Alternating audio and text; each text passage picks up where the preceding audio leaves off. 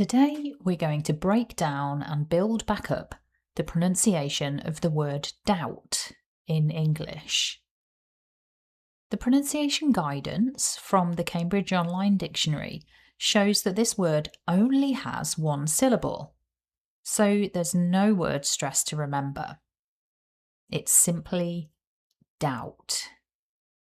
Let's break it down into the individual sounds.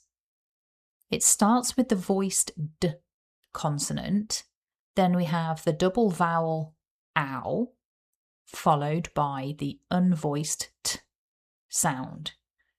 That's D, ow, T. So if we put all of the sounds back together, we have doubt. Repeat after me, doubt. So now you know how to pronounce doubt in English. If you've got any questions, let me know in the comments.